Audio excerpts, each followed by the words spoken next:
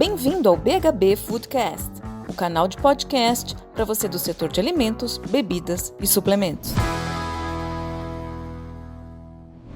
Olá, habitantes do mundo da alimentação, sejam muito bem-vindos, bem-vindas a esse podcast aqui, o BHB Foodcast. Eu sou a Carol Godoy e hoje eu vou bater um papo muito interessante com a Alexandre Canatella. Ele é o fundador do Cybercook, um dos primeiros, dos pioneiros sites da internet sobre receitas, do tempo da internet de escada, né, Ale? E vai contar pra gente como que ele conseguiu se manter durante esse período todo, reinando na internet nesse mundo VUCA e ainda mais ser adquirido recentemente, em 2018, por um dos grandes varejistas do mundo, o Carrefour. A gente vai entender tudo sobre essa interface e ele vai contar aqui pra gente como trabalhar com receitas pode ser algo super potencial para sua empresa, para sua marca. Então fica aqui comigo. Alexandre, tudo bem com você? Super bem-vindo ao BHB Foodcast. É um prazer estar com você aqui no início dessa nossa plataforma de comunicação. O nosso objetivo aqui, a nossa missão é levar insights cada vez maiores, diálogos de qualidade para a indústria de alimentos, bebidas e suplementos. E a gente não pode passar por isso sem falar de receitas, e por isso a gente lembrou com muito carinho de você, de toda a sua história, trajetória, e queria te convidar aqui para esse papo. Eu agradeço a tua presença. Obrigado, Carolina. É um prazer estar com todo mundo aqui para falar um pouco sobre esse assunto tão apaixonante que é a alimentação. E a alimentação que as pessoas se reconectam com aquela essência que a gente tem, que é, além da sobrevivência, é o prazer, são as histórias e tudo que tem envolvendo o ato da gente comer e se alimentar. É isso aí, é isso aí. É muito além do que só produzir comida, né? Só cozinhar, vai muito além de tudo isso. E aí, Ale, eu queria te fazer uma pergunta para você para começar esse papo. A gente não tem como fugir do assunto pandemia, não é esse o nosso tema, mas eu queria só entender aí, como é que tá a vida? Quando é que você caiu a ficha para você que você falou, meu Deus, ferrou, é a Terceira Guerra Mundial agora, vai ter que todo mundo correr para suas cavernas e a gente fica lá cozinhando, inclusive. O que isso vai mudar dentro da sociedade? Quando que você falou, meu Deus, precisamos revisar tudo que está acontecendo? A gente tem um pensamento, o fato da gente estar no mesmo ônibus, então eu faço uma referência que é Cybercook como uma plataforma de alimentação, muito mais do que uma plataforma, do que um site de receitas, né? Porque hoje a gente tem que imaginar que nosso negócio não é um site de receitas. Nós somos uma plataforma de alimentação, porque a gente não está só na web, nós não estamos só dentro do celular, nós estamos em lojas, em mais de 600 lojas, a gente está em materiais impressos, a gente está no ponto de venda nas mais diversas mídias. Então, nós estamos na estratégia que chega até a casa dos consumidores. Então, pensando como plataforma, e ao longo de 22 anos, dentro dos lares, para nós, a gente vê claro um movimento sobre a ótica do consumer-centric, que é uma ótica diferente daquelas pessoas que pegam balões de ensaios, né, que são só evidências, né? A gente pega o que é a alma das pessoas dentro dos lares. Então, para te contar uma coisa, né? Cybercook é anterior à existência de risoto. Risoto, Uau. Quando nós começamos em 97, era arroz de forno na casa dos brasileiros. Risoto, como é italiano, ele só existia em restaurantes refinados da culinária paulistana, tipicamente, né, ligada às colônias mais abastadas da cidade de São Paulo. Não era uma coisa que você encontrava no fast food de uma praça de alimentação de shopping. E as famílias basicamente falavam risoto, um arroz de forno. Então, conhecendo os lares e não evidências de pesquisa, a gente sabe que existe uma reversão desse momento de ultraconveniência, que o balão de ensaio tenta falar, não, nós estamos indo para um momento onde vai ficar tudo mais plug and play da alimentação, que a gente olha um pouco essa evidência e fala, de onde saiu isso? Né? De onde saiu esse balão de ensaio? Porque vamos pensar na alimentação, nem para defender a nossa tese de plataforma, mas assim, a gente falando sobre indústria cervejeira, A gente saiu da cerveja commodity e foi para cerveja artesanal. Né? Caminho inverso. Né? Começou artesanal, industrializou e depois voltou para artesanal. Para uma cerveja mais demorada, né? Para uma outra. Vamos falar sobre o pão. Né? A gente quis fazer um pão que, né, durasse mais, e cada vez mais a gente teve pessoas tentando fazer um pão de fermento levain, vendeu mais livro. Quer dizer, então, ainda que sejam nichos, esses nichos representaram parte da cultura. Se você pensar sobre sociedade, nós nunca vamos deixar de ser convenientes. Nós nunca deixaremos de ter soluções. Mas dizer que isso alimentará a massa crítica da população é um ledo engano. Por quê? Porque isso tem custo. Tem custo financeiro e tem custo para a saúde. As sociedades que ousaram a colocar a alimentação no piloto automático, isso se chamou um preço alto à saúde, né? Quer dizer, aonde a gente colocou o piloto automático dentro de um processo de fast food sem limites ou de takeaway sem limites, a gente chamou uma responsabilidade muito grande ao custo de saúde. Quando a família parou de se alimentar pensando em sentar e entender o processo de alimento como um ato político, a gente parou de pensar quando a gente estava comendo no restaurante sobre de onde vem esse alface, de onde vem essa carne, né? Como é que está aquele cozinheiro dentro da cozinha, que é todo um processo dentro da cadeia de alimentação, né? Então, a gente já estava se reconectando com a alimentação. E essa reconexão é a partir dos lares. Né? Então, nós estamos falando sobre ecossistema, onde os lares, na verdade, são o coração. Né? Tá. Então, não tem como dizer assim, os tipos de besteira do tipo, a alimentação fora de casa vai ficar mais barata e mais conveniente do que a alimentação em casa. Nós vamos chegar em casa agora e vamos querer apertar o nosso canal de stream e vamos querer mais aproveitar. Aonde? Nas capas de revista? Nos blogs de innovation de VUCA? É só no nosso mundinho apertado da digital transformation, porque isso não conversa com a população. E aí você está falando de população brasileira, país continental, muito mais classe CDE que a gente tem no universo do que a realidade das vida. Bolhas. Nós estamos falando da vida, né? Da vida, né? O que acontece é que a gente costuma reproduzir o nosso mundo, né? Estando numa plataforma de milhões de pessoas e num grupo econômico como o Carrefour, uma responsabilidade de alimentar milhões de pessoas, né, liderando o varejo alimentar, a nossa ambição é proporcionar uma alimentação, por exemplo, como o Grupo Econômico Carrefour, mais saudável e acessível para todos. A palavra para todos muda tudo.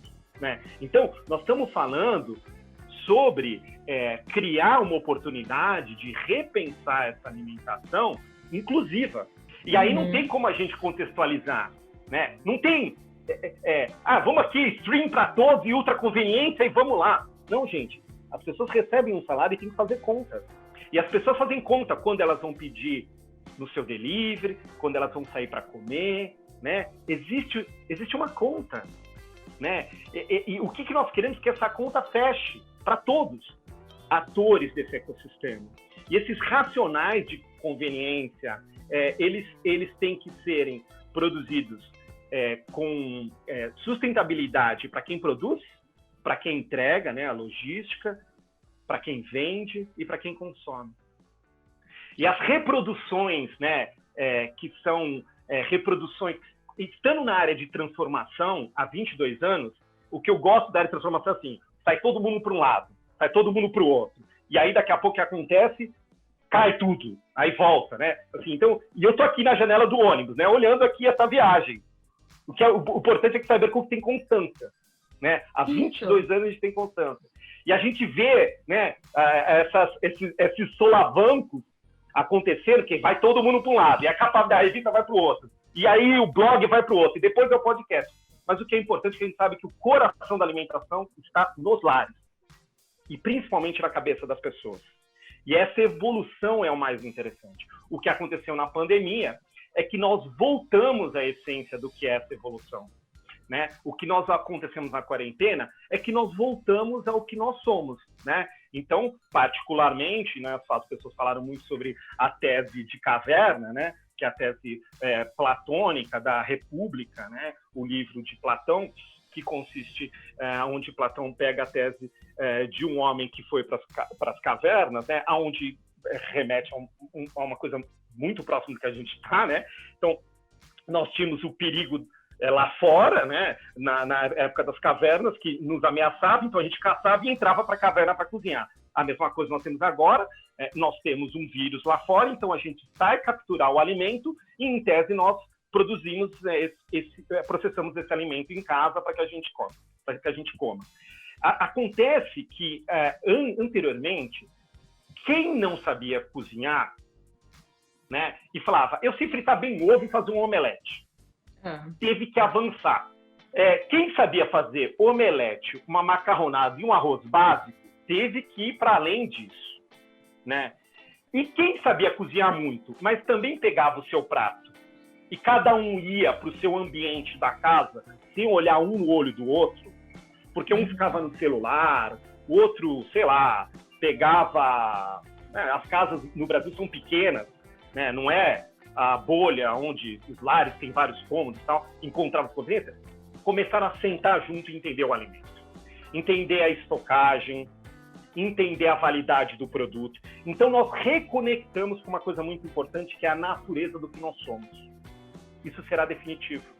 Isso não é uma sentença, não é um julgamento.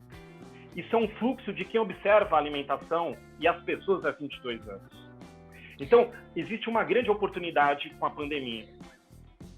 Você acha que a pandemia, então, fez essa reconexão e que isso vai perdurar, mesmo depois que todo mundo voltar lá para o mundo de fora, vida relativamente normal, porque a gente não sabe, né, quando que vai acontecer isso, vai estar todo mundo de máscara, evitando eventos públicos, talvez evitando a ida aos restaurantes por medo ainda, mas você acha que, passando o medo, isso vai perdurar? Eu não acho, eu tenho convicção. Primeiro porque a CyberCook trabalha com dados. Né? A gente, como uma plataforma que parte considerável dela é digital, a gente se acostumou a ser uma empresa digital. Claro que existe... a gente brinca, sendo digital, que a gente gosta de feelings na música.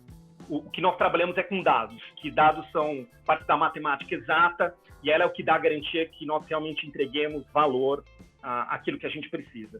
E as evidências de dados mostram que a gente tem convicção de que isso vai perdurar.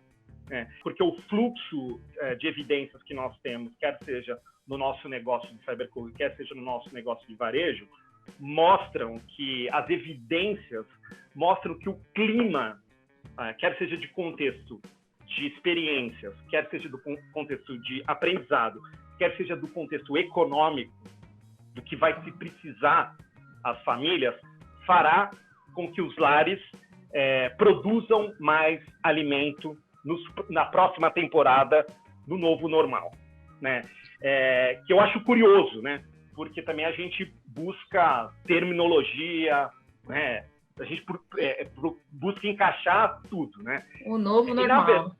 O novo normal. Daqui a pouco vem o novo normal, né? E tudo bem, eu não tenho nenhum problema com isso. Mas o que é importante disso é a gente entender que, no final, é o seguinte, vamos explicar essa situação? A gente tem pessoas aprendendo um novo fluxo de cozinhar, fazendo conta e com um novo cenário econômico. Isso vai produzir uma nova equação. É simples. Perfeito. Né?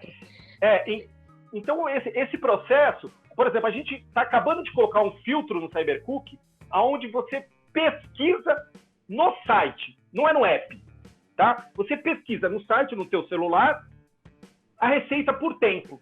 Então, é 30 minutos que você quer fazer? Por quê? Porque você aprendeu que na hora do almoço, entre o tempo que você tem para quem está trabalhando em casa, ou para quem já deixou o seu emprego por um motivo infortúnio, você tem 30 minutos para produzir aquele almoço. Você tem tantos reais para produzir um almoço. né? Com a atribuição de preço. Então, esse é o ponto, né? Como é que a gente ajuda você na captura de valor que você precisa? Pegando esse seu gancho, quando vocês começaram lá em 97, vocês já vieram com uma proposta de comunidade, não foi? De receitas colaborativas. As pessoas que proviam as receitas para dentro da plataforma e a coisa começou a se construir dessa maneira, o que eu acho que já foi muito revolucionário para a época lá atrás. A gente fala muito da coisa da colaboratividade hoje em dia. Agora, o que você acha que mudou conceitualmente nesse comportamento do consumidor que busca pela receita na internet lá atrás e hoje? Quais são os drives dele? Você falou agora de tempo, de preço, mas essencialmente, assim, o que enquanto as marcas, né, que estão nos assistindo aqui, a nossa audiência que está lá por trás, deveria pensar, olha, se eu vou fazer um trabalho com receitas, o que eu preciso levar em consideração? Olha, o que a pessoa procura, na verdade, é a fricção que existe para cada um desses lares, né? Exatamente num país continental, cada lar tem uma fricção, né? Então, a gente tem no lar D uma fricção. No lar D, com 8 membros dentro desse lar, uma fricção.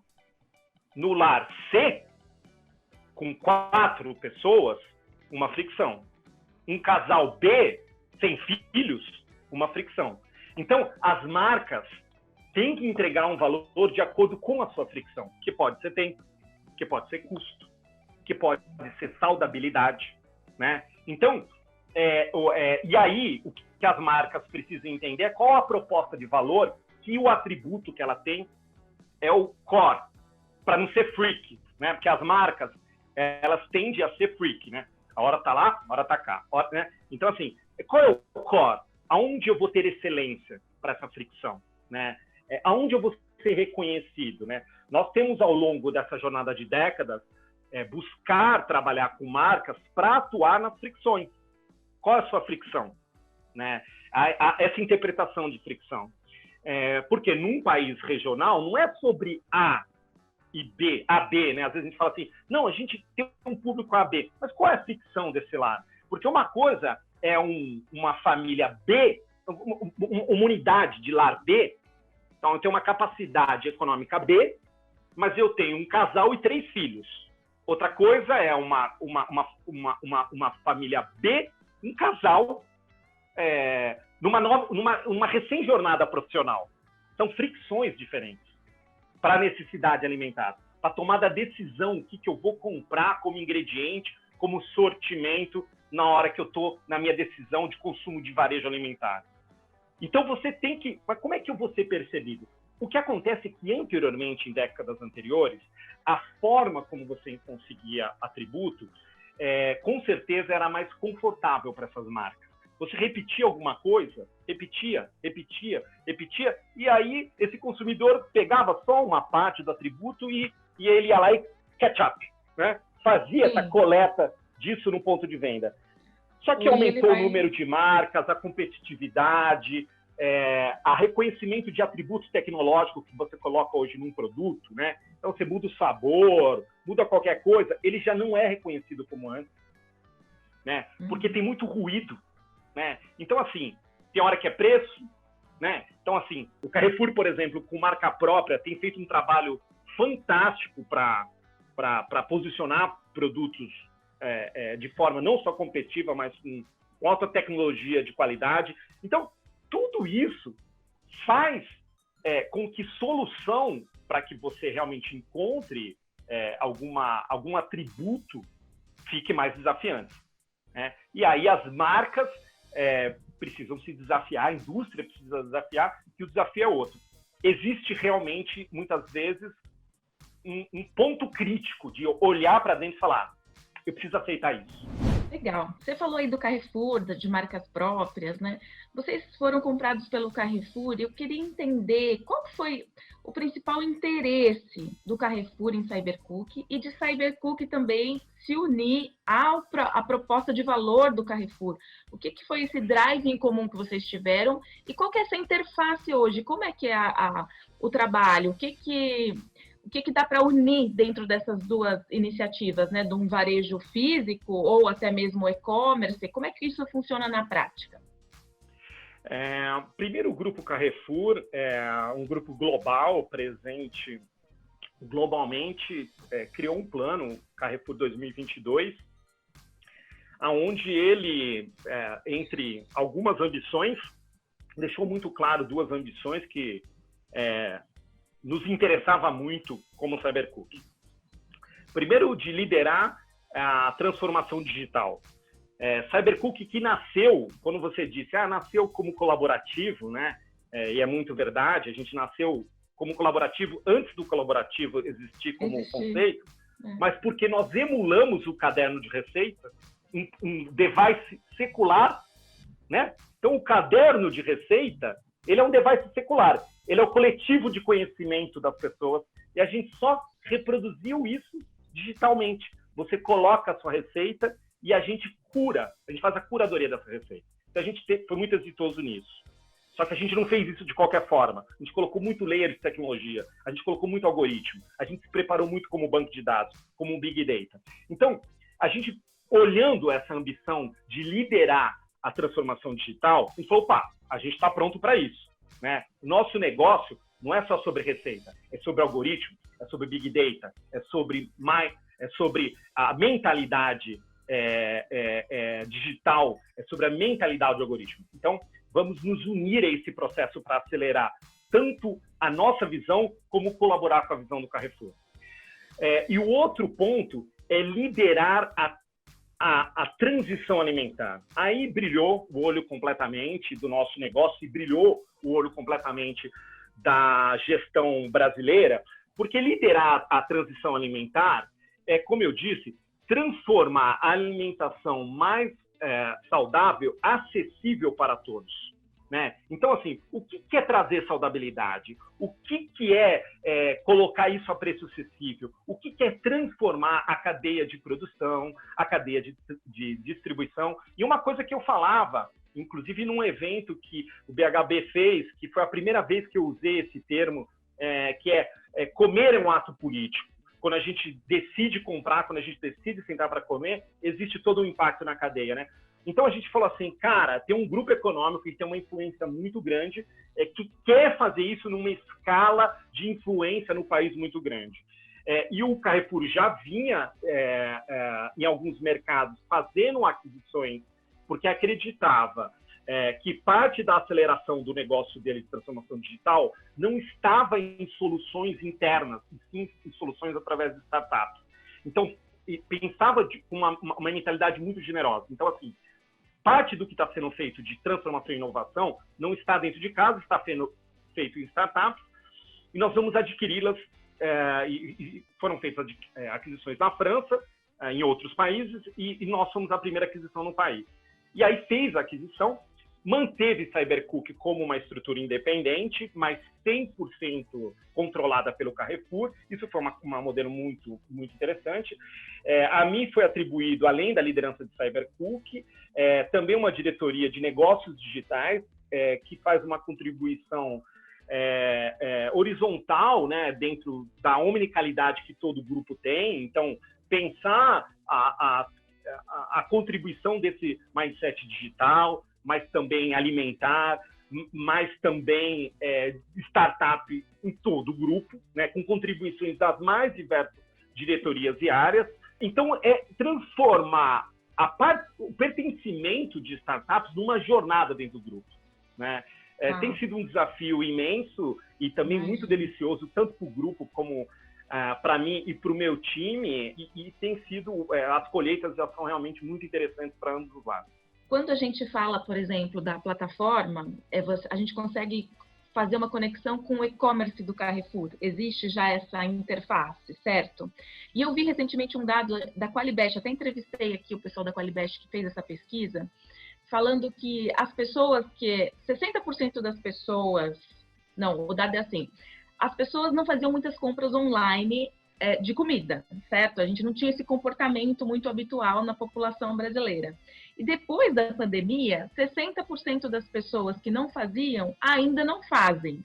o que significa que você tem 40% aí já entrando nesse universo de compra online. Você pode olhar o copo meio cheio ou meio vazio, né? Como é que é isso para o Carrefour? Como é que está esse cenário hoje junto ao Cybercook, se isso realmente estimula você fazer a compra online? E dentro, nessa visão da pandemia, se aumentou de fato essas vendas a esses níveis aí de 40%, enfim? O Carrefour já relatou durante a pandemia um crescimento do negócio de e-commerce food em 3 vezes durante o período de quarentena, né? Então, esse dado já é um dado que nós divulgamos. Particularmente, quem não experimentava por uma certa resistência cultural encontrou isso como uma solução de abastecimento. E essa é a beleza de um grupo como o Carrefour. Nós acreditamos numa solução omnicanal, né? Nós acreditamos numa solução onde as diversas formas de se abastecer, quer seja através do e-commerce alimentar, que crescerá exponencialmente ao longo de uma jornada, mas que tomou um atalho muito grande com a pandemia, e nós estávamos preparados com investimentos que foram robustos ao longo dessas últimas temporadas de investimento no e-commerce alimentar. Então, nós estávamos preparados para absorver grande parte da demanda que houve durante esse período. Isso foi muito importante como grupo. Por exemplo, Cybercook, o ano passado, preparou para que cada uma das 100 mil receitas houvesse conexão entre o sortimento da receita e um link direto para uma cesta de compra para todas as localidades que já existe distribuição de e-commerce alimentar. Então, olha que ruído resolvido, né?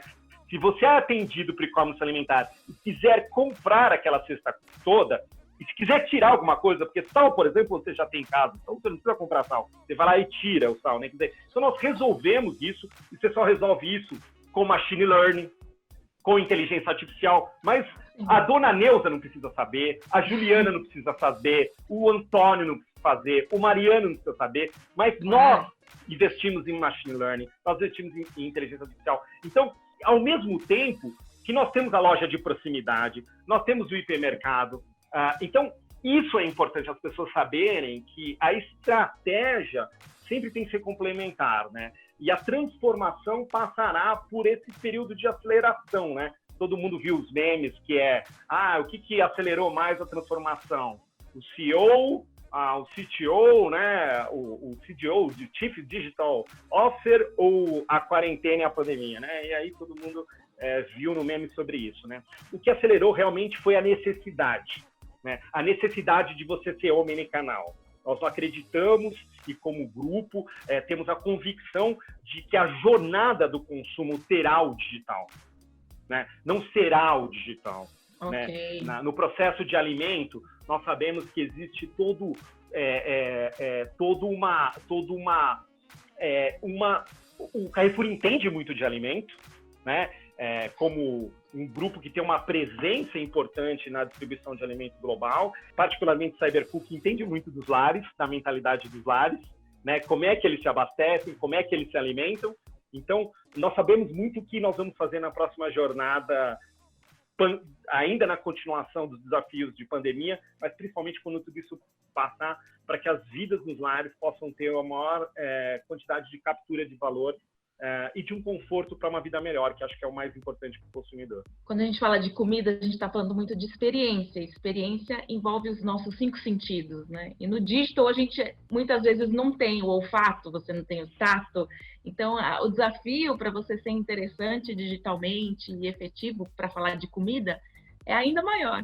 Agora, Ale, para a gente terminar esse papo aqui, que eu sei que você já está em cima da sua hora, se você fosse hoje dono de uma marca de alimentos, se você fosse o cara lá, CEO de uma empresa de alimentos, e você precisasse trabalhar nessa questão de gerar valor, agregar serviços para esses seus consumidores, além de só vender produtos, ou trabalhar no back do pacote uma receita pronta, né? Que a gente tem muito ainda, aquelas receitas que vêm atrás. Que conselho que você daria para você mesmo, sendo dono dessa empresa hoje? Pare de achismo. Vá para os dados, é isso? Dado é o novo petróleo. né, tenha humildade de assumir isso, né? Acho que tem um modelo de evidências de somente insights que é ultrapassado. Se você analisar a markup de companhias que capturaram valor nas bolsas de valores e de empresas que conseguiram trafegar bem no universo de transformação e remunerar os seus acionistas e realmente encontrar valor para o seu corpo diretivo, o seu workforce de funcionários, elas levaram isso um pouco além da boa vontade. Elas realmente, em um determinado momento, tiveram a humildade de entender que o jogo envolve dados, envolve uma interpretação robusta, envolve humildade e principalmente de ser ajudado em relação a isso. Existem limites dentro de um corpo interno, existem elementos dentro de corpo externo, a transformação digital não é só uma matéria, não é só uma consultoria, ela não é só digital, né? Ela não é só agile, né? Ela realmente é uma decisão que semana a cada semana, quando você não coloca um alfinete no teu processo, cada quarter você condena realmente essa jornada para captura de valor. Então, pare de achismo, dados é o novo petróleo. Muito bom, muito bom. Vamos lá, eu concordo plenamente. A gente precisa estar sempre olhando para isso, mas olhando também, como você bem falou, e eu acho que é isso que talvez seja um pouco do sucesso que vocês têm em Cybercook, olhando para esse Big Data todo, trabalhando com ele, mas sem esquecer da dona Neuza, que está ali, né? Daqueles núcleos familiares que você falou que é o coração. Então, a tentação que você tem quando você olha para dados também é deixar de ser humano, né? Deixar de ser... De você entender as pessoas como indivíduos. E esse equilíbrio aí, acho que faz o sucesso do negócio. Mas dados também é interpretação heurística. Né? Tem também, né? Envolve também. Não, é assim, mas dados não é gráfico. Essa é a questão. Né? Nós nunca... aí eu preciso fazer uma recomposição. Dado não é gráfico. Dado é uma série de composições algorítmicas que, inclusive, conseguem interpretar a dona Neuza, o indivíduo. Né? Nas camadas de dados que nós trabalhamos, por exemplo, em Machine Learning, ele consegue entender os indivíduos. E isso é muito importante. Além de barras de gráficos. Né? Isso nós fazemos e as big companies fazem. Né?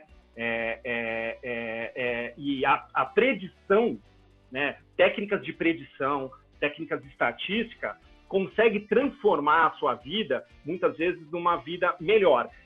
Ainda que eu tenho dito cada vez mais, eu que tenho um filho que tem 19 anos e faz ciência da computação, que cada vez mais os pares deles vão ser sociólogos, os psicólogos, os antropólogos, tal, e é disso que eu estou falando. Quando eu estou falando de dados, eu não estou falando só dos estatísticos. Não, é isso mesmo. Eu tenho certeza que o dado hoje, a inteligência artificial traz, mas é a interpretação do dado que não pode esquecer.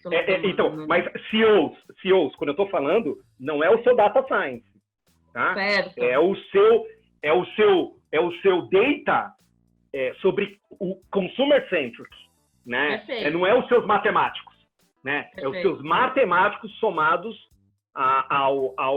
não é sobre gráficos, é sobre indivíduos. Perfeito. Demografia de indivíduos. É isso aí. Obrigada, Alê. Obrigada, Alê, de coração. Foi muito bom esse papo, acho que inspirou aí todo mundo.